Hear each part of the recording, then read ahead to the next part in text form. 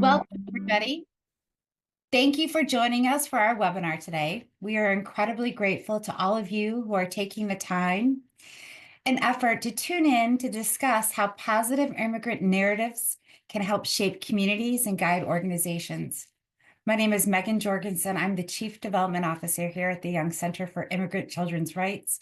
And today I will be moderating the panel discussion. This year, the Young Center is commemorating 20 years.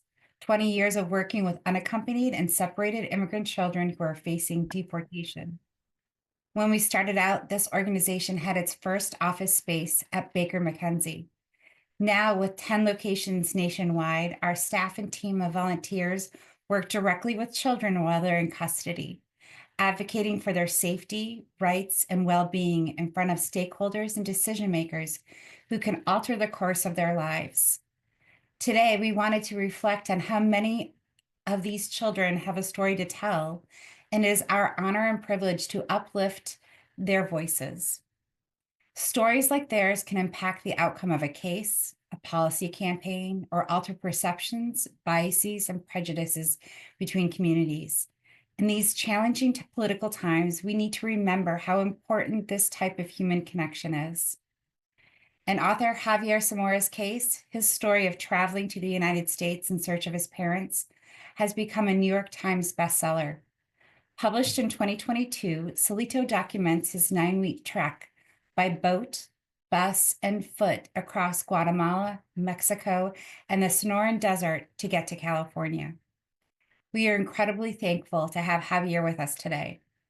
We also have our fearless leader, our executive director, Gladis Molina, a native of El Salvador raised on Long Beach, California, and the Young Center's founder, Maria Woltjen. But before we start our discussion, I wanted to show a video about the history of the Young Center to put us in a positive headspace. With many thanks to our video editor, Juan Martinez Vera, for putting this together.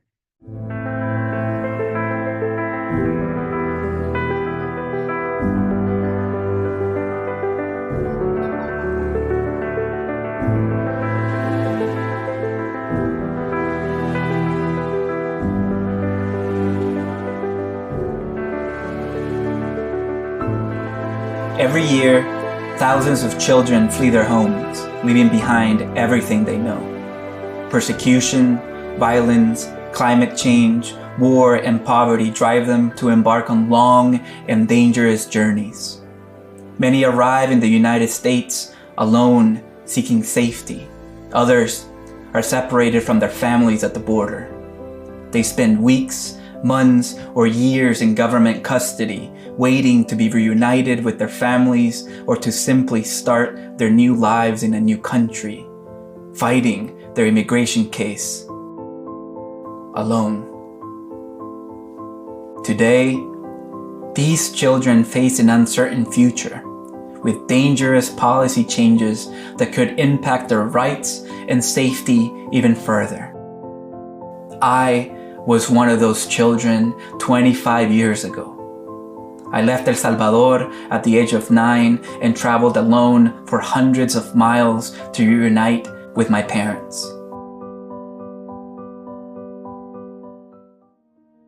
Children migrate to the US for reasons that any of us would leave our homes, for safety, to be with family, to find new opportunity, because we have to in order to survive, like it was the case with me and my family as a child fleeing a civil war. The founding vision of the Young Center is that if children are involved in legal systems, like immigrant children have to be, that their best interests be taken into account, merely for the fact that they're kids.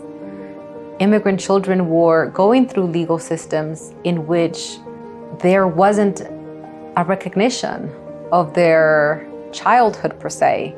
Their identity as immigrants became the primary focus in those proceedings. And no one was really thinking, well, we're dealing with a child who's a migrant here. And the whole vision of the Young Center's Child Advocate Program was that children's identity would be recognized in those proceedings. 20 years ago, a group of advocates working with immigrant children in federal detention across the nation came together with a vision. They encountered many children who were navigating the complexities of the immigration system with no one at their side looking out for their best interests. They knew something had to change. A lawyer named Maria Woltjen sprang into action. She consulted with experts across the globe, met with children in detention, and talked to lawyers and social workers across the country. Over time, she created a paradigm inspired by international children's rights that would serve as the guide for an independent child advocate program to help unaccompanied immigrant children, providing decision makers with best interest determinations in each child's case. The average age of these children is 7 years old, the equivalent of a second grader.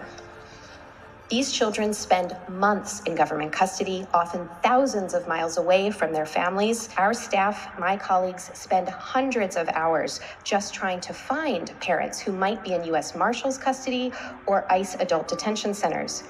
We negotiate with ICE officers just to speak with the parents and convince them to let parents speak with their children, often for the first time in months. On her side, a small group of volunteers and law students in Chicago, and then in the Rio Grande Valley, stepped up and started spending time with the children while they were in government custody. They learned each child's story and worked alongside Maria to ensure each child was safe while in custody, released to their family, and had a chance to remain permanently in the U.S. Community members came forward to provide the financial support that they needed to help even more kids who needed someone in their corner to fight for their rights. Together, we created a child-centered organization that is fierce, passionate, dependable, and that is always in the trenches seeking justice for the children we serve. We came together to walk alongside young people like Vida, who left her home country of Ghana at the age of 17 to seek a better life. Fleeing years of abuse, she made her way from Africa to South America to Central America, along the way facing jail, hunger, language barriers, and an unclear future. In kids like Rolando, who left Guatemala to provide for his family and pursue his dream of becoming an architect. And young Shen, one of the first children to have an independent child advocate, who later agreed to allow the Young Center to proudly adopt his name as part of their own. Today, thanks to our growing and dedicated community of staff, volunteers, donors, and partner organizations, the Young Center has transformed lives and made tremendous progress. Over the past 20 years, we have accompanied and advocated for over 7,000 children from more than 70 countries around the world. With now over 100 staff members and hundreds of volunteers in 10 cities across the US, we have expanded our work. Our team is not only providing direct services to children, but also works to change immigration law and policies by advocating directly with federal agencies, educating members of Congress, engaging in litigation, and fostering intersectional advocacy. We are also fighting to bring greater equity to the child welfare system so that children in immigrant families who face family court cases may also remain safe, free, and with families and communities where they are supported. But we're not done yet. As we look ahead, we remain committed to growing our reach, deepening our impact, and ensuring that children facing immigration proceedings are never alone. We plan to expand our policy change work to state level. We will ramp up our efforts to change harmful narratives about immigrant children and their families by empowering youth to share their own stories of courage and determination. We've come so far in our fight to protect the rights of immigrant children and their families, but we won't stop until we live in a world where every child is treated with dignity, respect, and care, where immigrant children are treated as children. This is where you come in. On this 20th anniversary of the Young Center, we invite you to join our community and be part of an organization that believes in justice for all children. By standing with us, you're standing up for a future where no child navigates the immigration system alone, and where every child's best interests are at the heart of every decision. Join us by advocating, volunteering, or donating, and help us continue to make this vision a reality. Together, we can ensure that the next 20 years build on this legacy of hope, resilience, and progress for immigrant children. Visit theyoungcenter.org to learn how you can join us in this journey. Thank you for listening. Thank you for learning about how you can make a difference in the life of an immigrant child.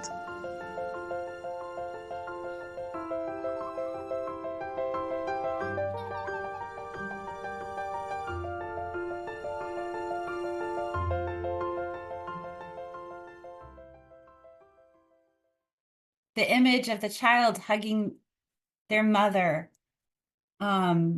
gets me. And I think to myself, that should be every child. So with that, I'm going to lead into my first question to you, Javier.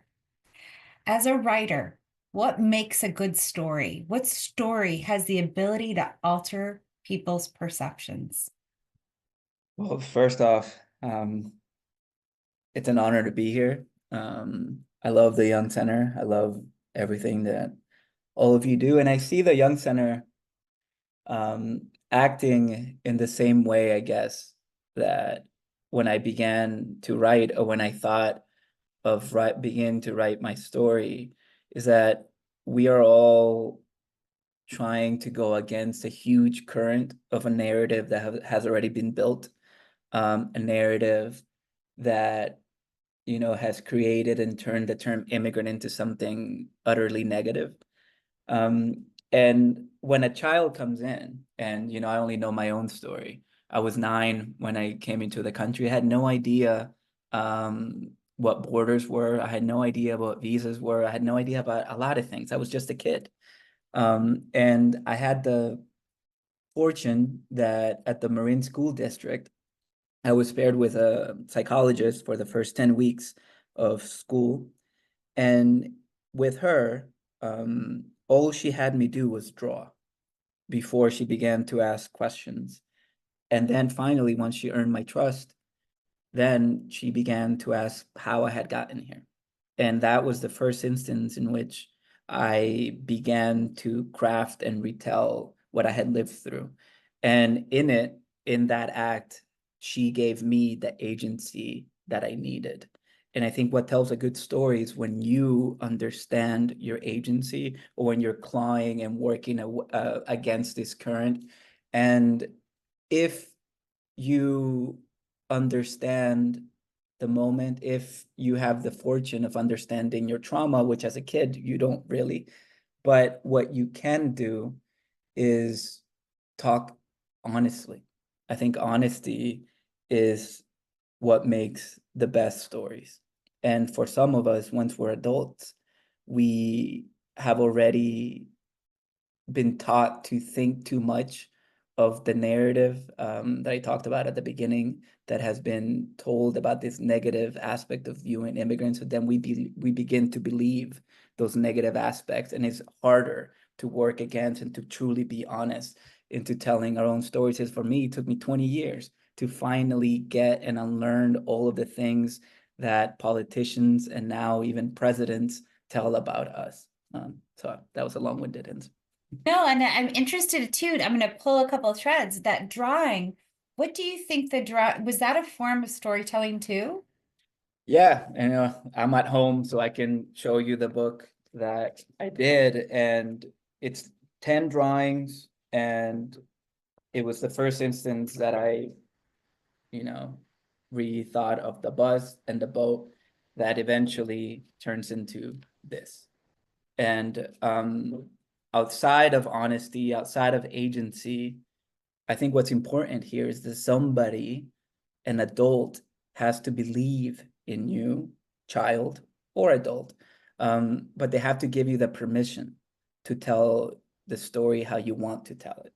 And from a kid's perspective, I didn't know English. I was learning English, but I knew how to draw, and how I wanted to tell it. And I guess how I needed to tell it first was by drawing. And eventually as an adult, because that adult, when I was 9 years old, gave me the permission to, and made it okay for me to tell my story without thinking of it as, and I hate using this word, but as a crime. I think a lot of us get taught that what we do is a crime, but it is not. And when this adult tells you, just tell it how it is, eventually you begin to really unpack and unlearn, and you can begin the road to healing. Beautiful. How have you seen stories, yours and others, change people's perceptions about immigrants? I mean, I think we're against a huge negative trend. And we're just beginning to give the mic to immigrants. And I think from a very literal level, I think that's what the Young Center does from the very beginning. A child comes in and then you give them the mic. And we're just, my story, sadly, it's the first Salvadoran story, memoir to make the New York Times. I don't think I will be the last one. I think there are many more. And we really need to fight back and really show all these children and adults that we're all just human beings, and that we all have dignity, and that we all should be treated the same, and that all of our stories matters. Because here's this negative story, let's begin to tell our positive stories, so they can mix, and hopefully our positive, truthful, honest stories can win out, and we can live in a future where all of this, excuse my language, all of these bullshit that this president is spewing could be seen as that pure bullshit. Love it. It is bullshit. Maria, the next question, I'm going to shift over to you. Young Jen was one of your first clients, and he was an important influence on the organization. Can you explain how you decided to name the Young Center after him, and how did his story change you, and how you approached your work and maybe even your life?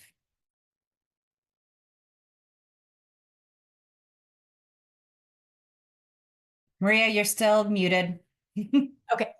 Sorry, we had a series of very unfortunate names: Immigrant Child Advocacy Project, which turned into ICAP, Immigrant Child Advocacy Center, which turned into ICAC.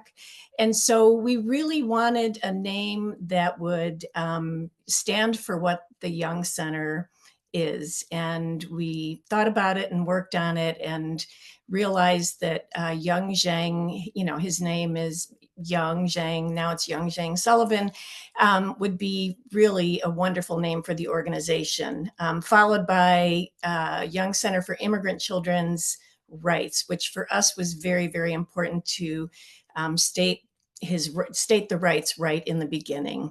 So Young was one of the first clients, and I met with him while he was in detention.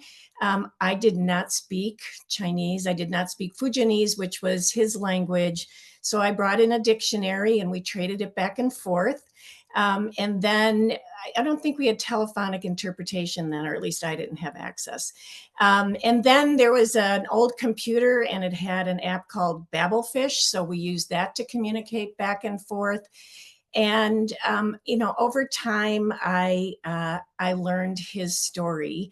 And I want to say before I tell you his story that what was most important to me was that each child has their own story. Each child's story is different, even if they may come from the same part of the world or country. Every child has their own story, and that story oftentimes holds the key to whether they may be eligible for legal protection. And also for us, what was most important was figuring out what that child wants. So young Zhang, when I met him, he was about 15. He had come to the country when he was 14.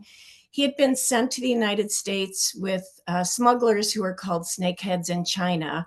And the way this system works, it's from the Fujian province in China, is that if the snakeheads get the person, adult or child, into the US and free from custody, now the debt is due. And when Young came over, the debt was about 50,000 American dollars. Today, it's upwards of 80,000 American dollars. So what ends up happening is these kids work, and every penny that they earn goes to pay off the debt, which goes back to pay off the snakeheads for the trip. But Young was an unusual person. When we first met him, our job was to get him out of custody because he'd been in detention in Philadelphia and then in Chicago. And he had an uncle, and we got him released to his uncle. And he was determined to do everything right. He went to immigration court, taking 2 buses to get there. To check in with ICE. And he went dutifully every time. And then one time he went and they said, you can come every 3 months. You don't have to come once a month.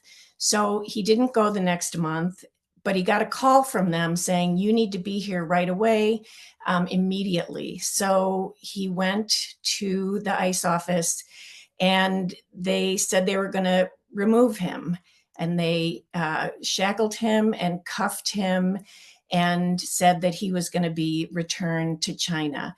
He was terrified. And his story was, he'd been given to the snakeheads and told by his father and his family, you are better off dying in the United States than coming back to China and putting us all at risk. I mean, it was really a traumatic story.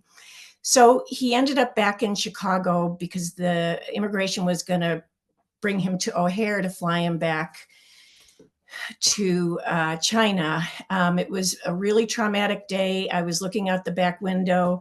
They were taking Young out to put him in a van to take him to the airport, and he ran.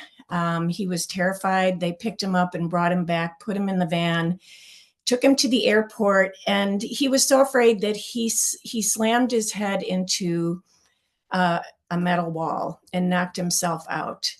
But what that meant was that immigration could not put him on an airplane that day. They needed to make sure he was okay. So they took him back into custody. Then they transferred him to Houston to a more secure facility. And we started working really hard to find him lawyers down in Houston. And I'll never forget talking to this lawyer, John Sullivan, who said, yes, I'm going to take the case. It sounds great. And I said, John, it's not an easy case. It's not a slam dunk. It's going to be really hard. He said, no, I'm going to take this case. So the case had many, many twists and turns, but the ending was that John was able to secure legal protection for Young Zhang.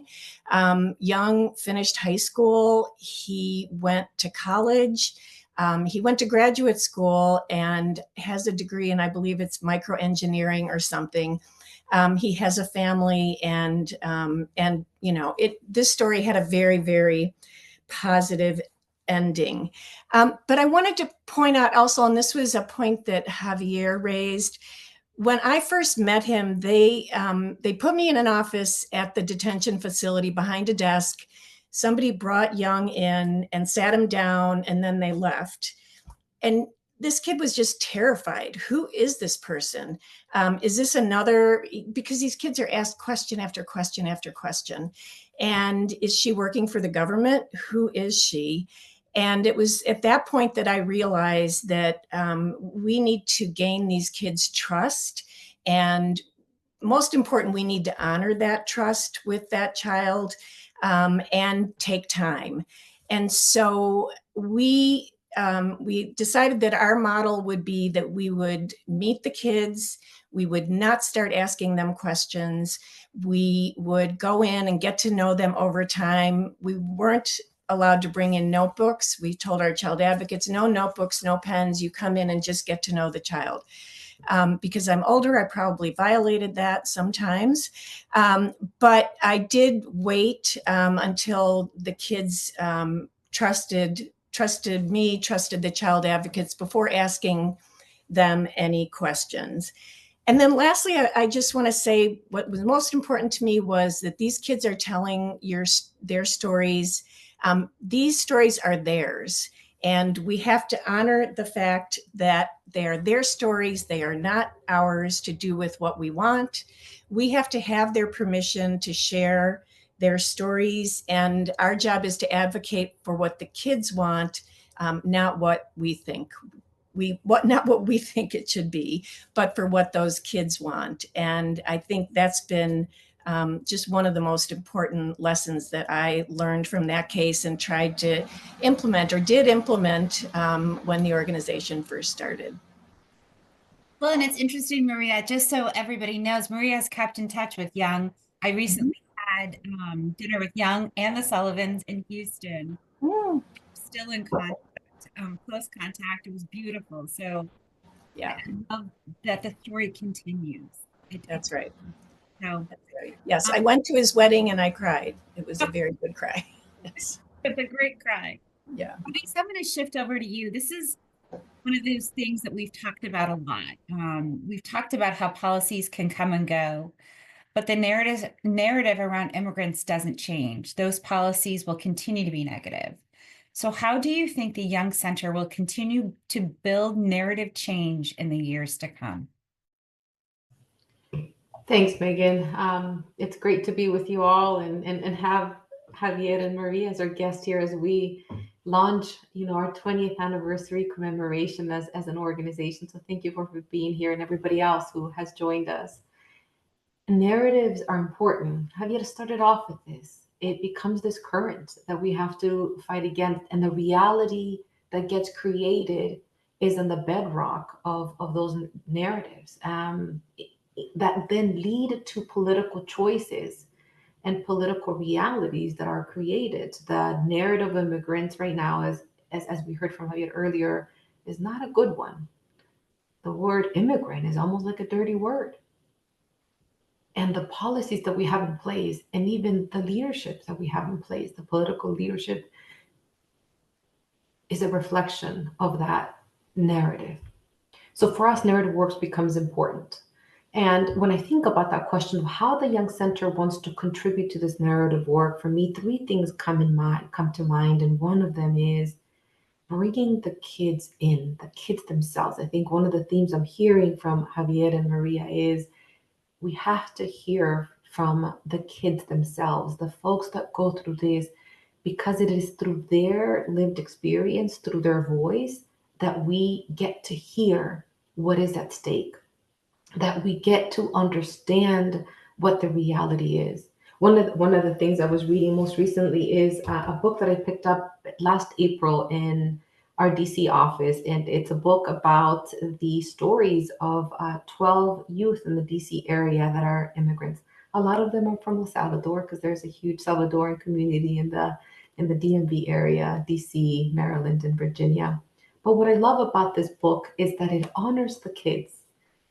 There is truth in them, the kids' truth. And I think it's important to center that if we're going to shift the narrative, because the truth for them is what we can find inspiration in, their dreams, what they've been through, what they want to contribute.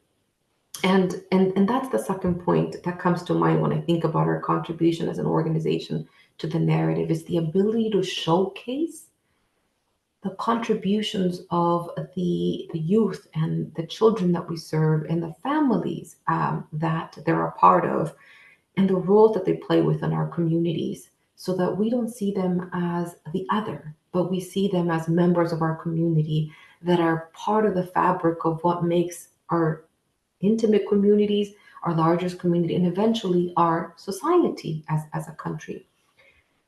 And thirdly, I think that we can contribute to it by ensuring that folks understand that there is a common humanity here, that they're not just a problem to be solved for, right? But they're human beings with needs, aspirations, dreams, potential, just like in challenges and hardships and traumatic experiences like anybody else.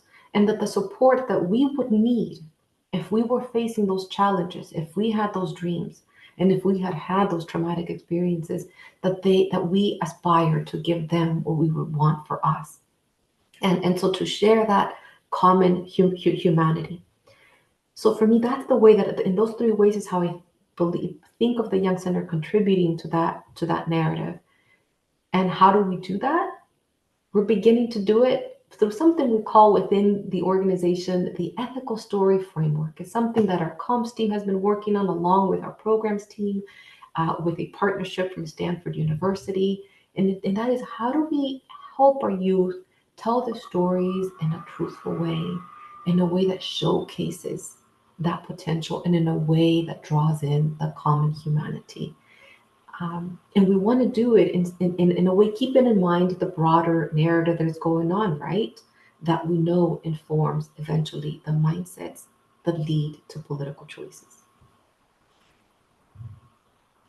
I'm going to pull a little bit of negativity. What are some of those challenges you're seeing in achieving this vision, and how can we address them? One of the things that I think comes to mind for me is it's overwhelm, right? One of the challenges might be that people have so much coming at them around immigration that they might not even know what the truth is anymore, right? And begin to think, well, maybe they're right. Maybe the negative narrative has some truth to it that we got to lean into. And I think to that, I would say that it requires us to have the courage to let people in, to allow us to hear someone's story, not thinking, oh, this, I've heard this story before. I I know what this is about, but to have the courage to allow that story to hit us, each individual story that we may have the honor to encounter. And it makes me think of another story that I love, The Little Prince. In his conversation with the fox, we learn that to be tamed, to create trust with someone, to have something feel like yours, like you own it, like you're invested in it, like you created a relationship with them, you have to allow their story to hit you such that it becomes yours. With people that have tamed me, that have built trust with me, that have made me feel safe, I oftentimes refer to them as me, mine. I call one of our chief program officer me Jennifer, because she's tamed me. She has made me feel safe. She has seen me. And that allows you to feel bonded to someone or a community or an issue. But we have to have the courage for something for us to let that in. And I think that becomes a challenge, especially in an age of so much information, so much coming at us. And folks, on joining us today, you're allowing the center into you. You're having that space that enables you to feel a part of us, to feel like this is your Young Center. And I think that is a challenge that we face as a society sometimes, investing ourselves in something, saying this is mine to tame, this is mine to trust, this is mine to own it and make a difference in. And so that's one of our challenges, I think. But I think storytelling and the courage to allow stories to hit us is one way that we can do that. And the Young Center is committed to doing that. Mhm. Javier, I'm going to shift back over to you. It's interesting because you kind of mentioned the healing aspect of storytelling. We often talk about how sharing stories can have a healing effect on individuals and communities. In what ways can people who aren't intuitive storytellers but recognize the value of stories sharpen their skills? Uh, A metaphor that I like to use is that, going back to fighting against this negativity. Every time that we hear something negative being said about immigrants, it's like that's a sticker that gets stuck to your skin, right? By the time that we have been exposed to this weeks, years, we're weighed down by those stickers, and it makes it harder for us to begin to tell our stories honestly. So then how can we fight back against those stickers without picking up a pen? I think just talking. And for me, if and this is the hard part, therapy has been the quickest tool that outside of school, I got a master's in creative writing, but beyond that, I think therapy is the only way that I could get to write a thick book. I wrote poetry with my master's, and yet even with a master's, I didn't feel there enough or capable enough to tackle my own story. And so just talking, even don't think about writing at all. You could just begin to talk into your phone. And the more we tell this story, and this is proven too, once you remember something, you're rewiring your brain. And that doesn't have to be, I think whenever we say writing, picking up a pen is work. But it doesn't even have to go that far. Just speaking it out loud, you're beginning to rewire those roads in your brain. By the time that you do, if you want to, write about it, pick up that pen, you're more ready, and that road has already been laid. And now you can put something on top of it. You can put asphalt on it, and eventually it becomes a freeway that could, there's a lot of metaphors here, but that freeway can become a book. So little by little, just speaking it into existence, literally. Do you find, because of your braveness in writing this beautiful story, do you find that people are empowered to be brave with you and approach you with their stories? You know, the I think it takes a lot for somebody to be seen. Mm. I think I became a writer because in 2016, oh no, 2006, when I was 16 years old, there was yet to be a book of poems written by a Salvadoran in the United States. There were a lot in translation. And I yearned for that. And I think it was very difficult for me. I had its own like negative road, traumatic road into finally publishing that book in 2017. But, just now that this book of poems and eventually my memoir too, now that these books are available in libraries, I'm literally taking up space. And by taking up space, it makes it okay for others to also take space. And so I think the most revolutionary thing is just to be mediocre in a way. Now other people are allowed to fail, like we have the power of no. I didn't have the power to not read a book. When you feel powerless, the only power that you have is no. But now a recent immigrant, let's say a 9-year-old from El Salvador, if he comes in, now a book for him exists and he has the power to not read it, which is something that I didn't have. Thank you. That's beautiful. Maria, this is a kind of a difficult question. What is the difference right now between the immigrant narrative when you founded the Young Center and the immigrant narrative now? Oh my goodness.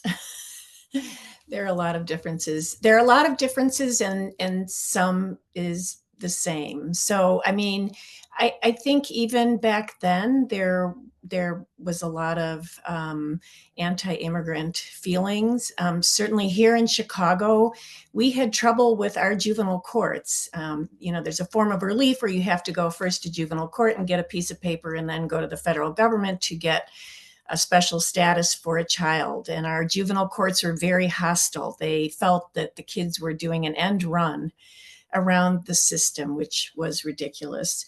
But then on the other hand, I mean, it was 2008 when we got Congress and the president to sign into law a provision that allowed for the government to appoint independent child advocates to advocate for the best interests of the child.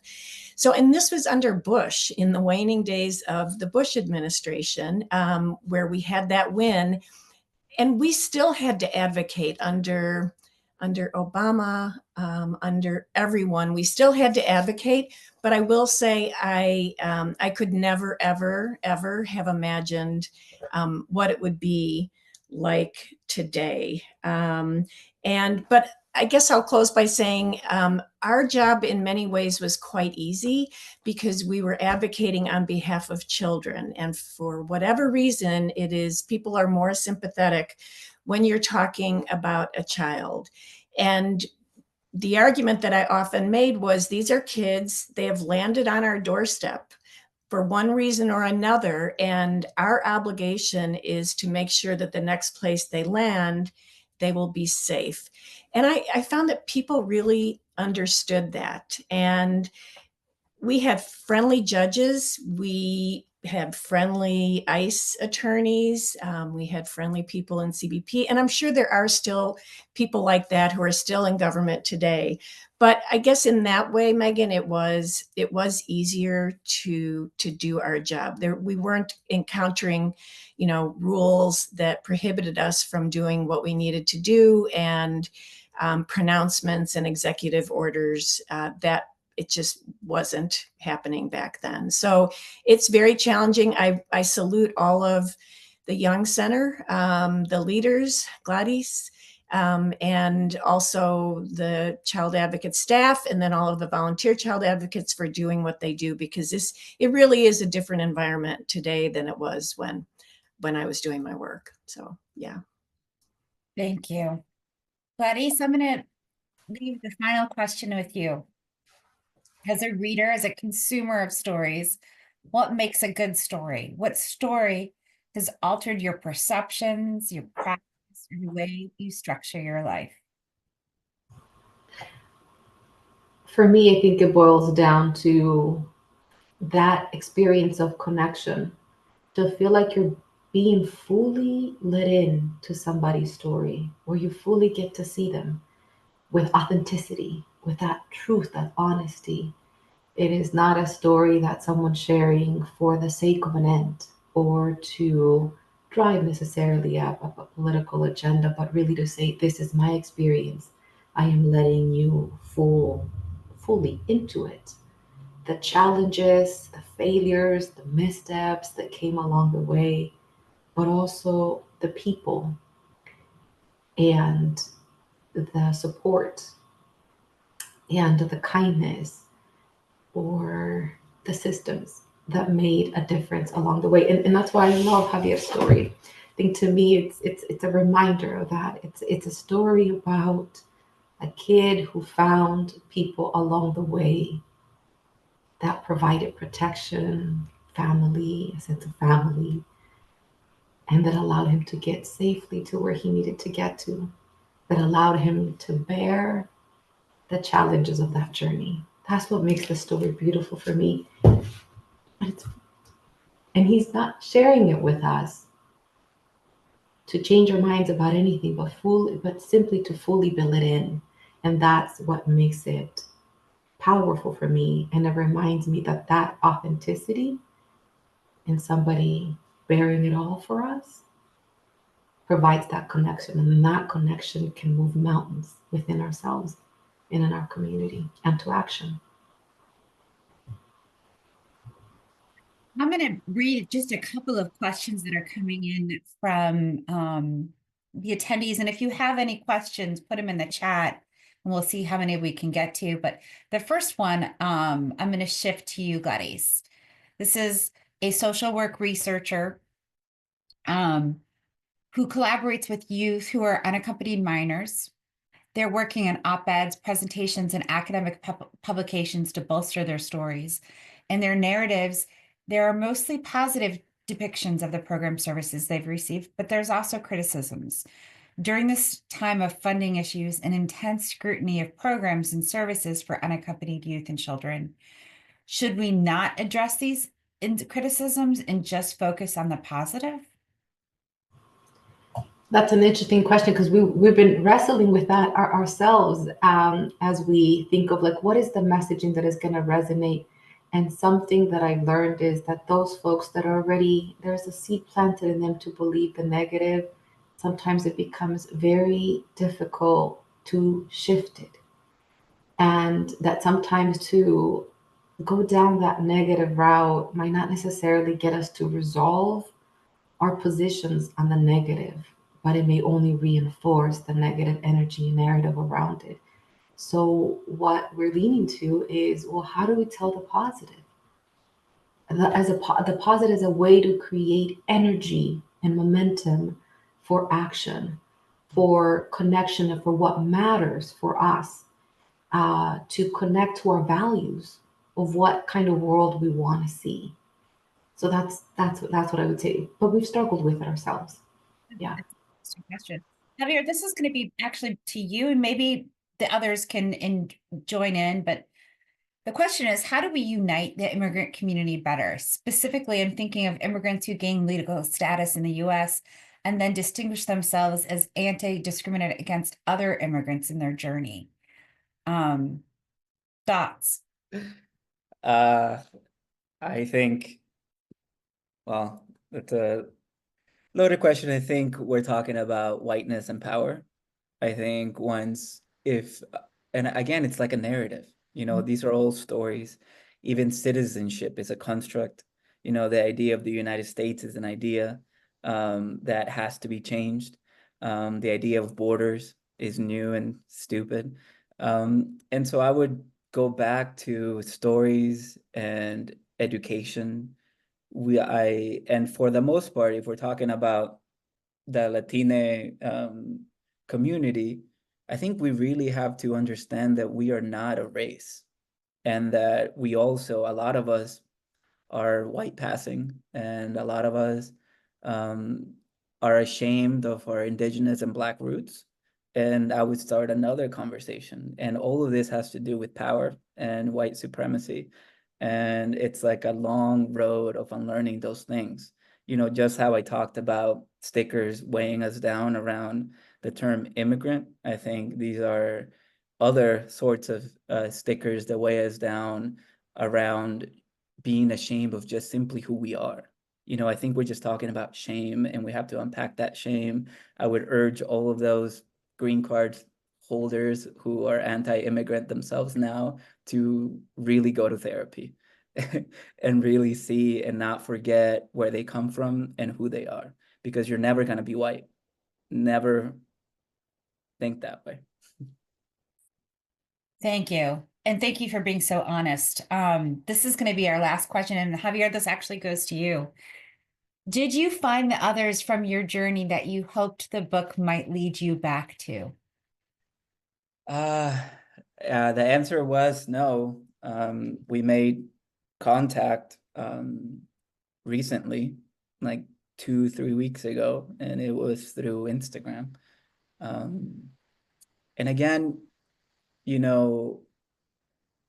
the power of the story, for a long time, I didn't even, and this is what shame and trauma does. It tricks your mind into thinking that the story that you have in here is a lie. And then most of my 20 years in this country was telling me that what I remembered wasn't true. And then with my therapist, they're like, no, trust it. Like your mind is telling you, your trauma is telling you something. And it is because I trusted those details that eventually somebody's other daughter who was in the United States, we're talking about Patricia and Carla, they had a little sister. And that little sister was already in the United States. She read this book, and it matched the details that I described, that I didn't trust myself, match what her mom and sister were telling her. And again, this is the power of stories. And I only could do this with therapy and with a supportive community, a supportive partner, supportive friends. And because of that, we made contact 2 weeks ago, and we haven't met in person. We have plans to do so, but that's all I would say now, and it's the first time I say it publicly. Do you feel what does that feel like to be validated, for your truth to be validated? Uh, it feels powerful. You know, once you go to trauma, I think you feel powerless, Mm. and it feels like the air around you, the politicians, the zeitgeist is trying to do its best to take that power away, and then you also mistrust yourself. But now I feel like I have regained that foothold and I am grounded. And now I feel powerful and that my brain works and that I am not broken and that I shouldn't feel any sort of shame for having done and lived through what I lived through. Javier, thank you for sharing that with all of us. I think there's one little question that I want to move in because it's about what you just said is um somebody said, I'm wondering how we can, as parents, teach hope to our own children so they don't feel powerless. I'm not a parent. I can't just be honest. You know, my dad and mom were always talk to me like an adult. They never hid things from me. They just told it how it is. I think it's why, I'm always told that, oh, you're so honest. But I never knew to be any other ways because my dad particularly mimicked that for me. And so just be truthful to yourself. Don't lie to your children. Explain things how they truly are. Tell them that this president doesn't deserve to be a president. And that every immigrant is a human being. Yeah. Thank you. Thank you so much, Javier, Maria, Gladys, for all of what you do.